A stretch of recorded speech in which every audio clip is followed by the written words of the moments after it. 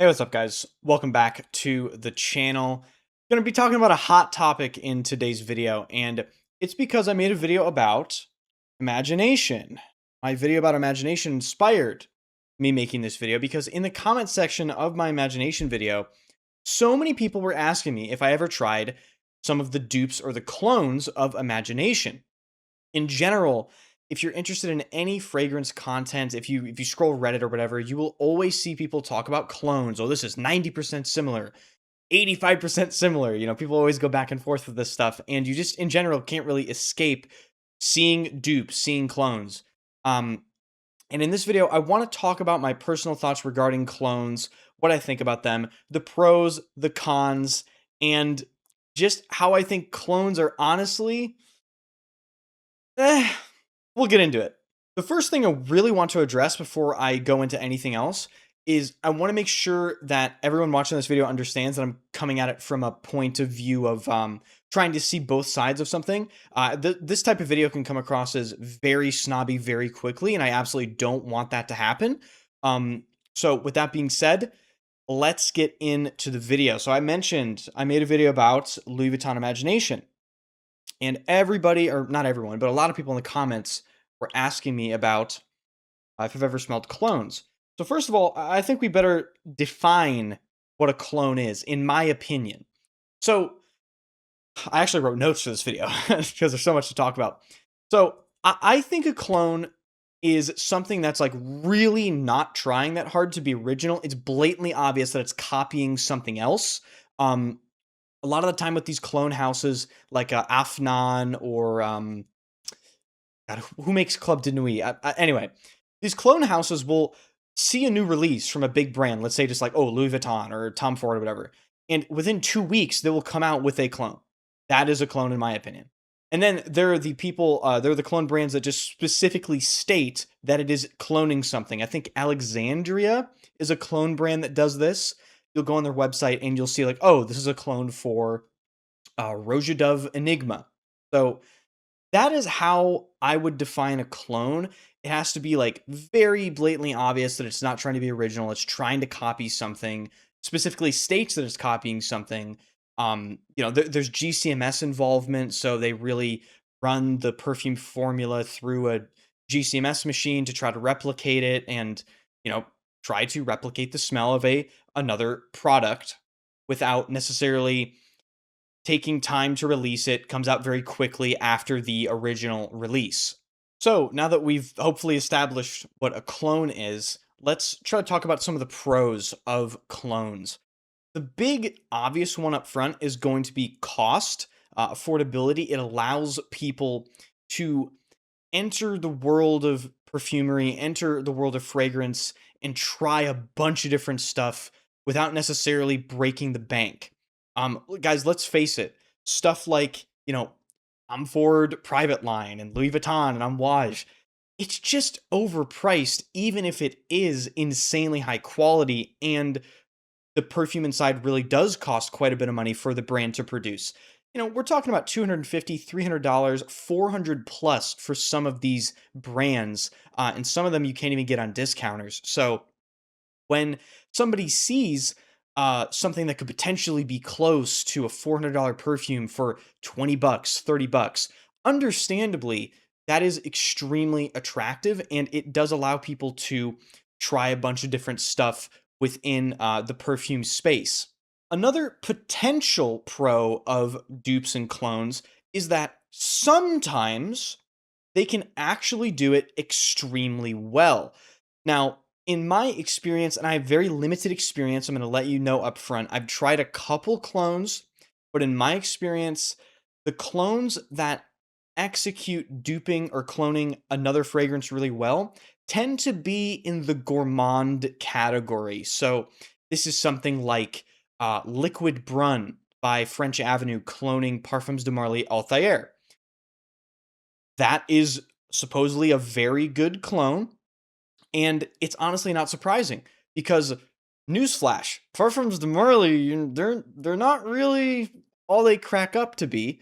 And I'm not trying to hate on, anyone's favorite fragrance. I'm sorry if Altair is your favorite fragrance, but Parfums de Marly is kind of famous at this point for being designer fragrances paraded as niche and sold for like a 100%, 200% markup. So if a clone gets really close to something like that, it really wouldn't surprise me.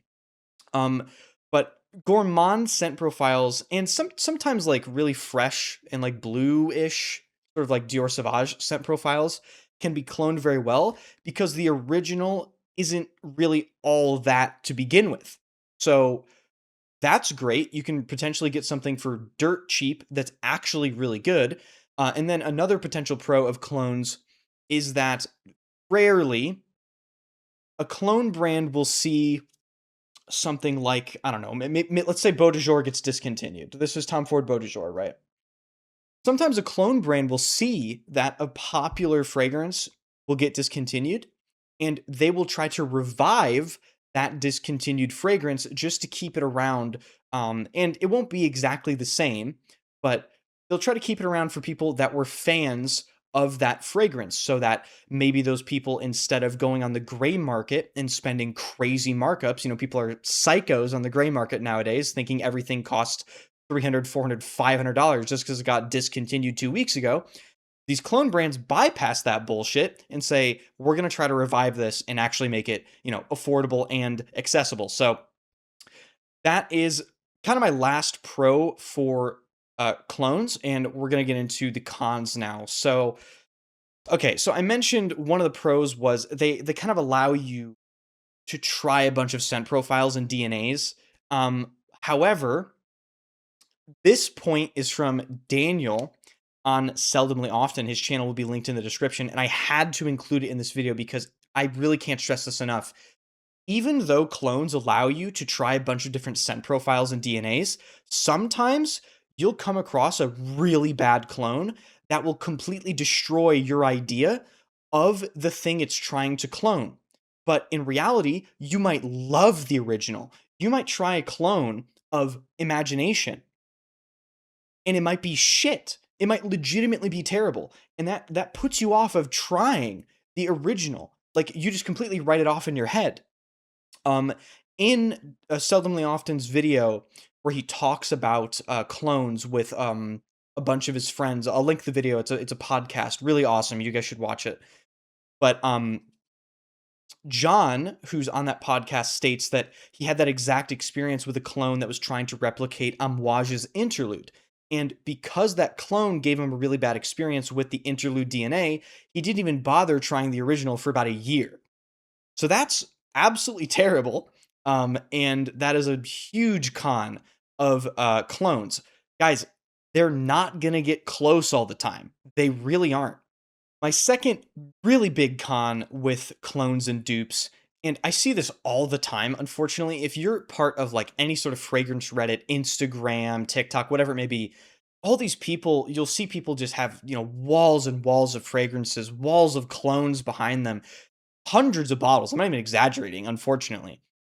And I think clones really drive overconsumption, and it doesn't necessarily cost less in the end because, like I said, I see people with hundreds of these clones, crazy amount of bottles, and you do the math on that. It's like, dude, you have a full-on perfume shop and it didn't necessarily cost you less money for all of this in the end.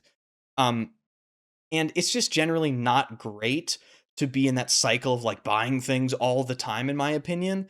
It can get it can get addictive for some people, which is obviously really bad. And I think the accessibility of clones really is like, oh, it's only $20.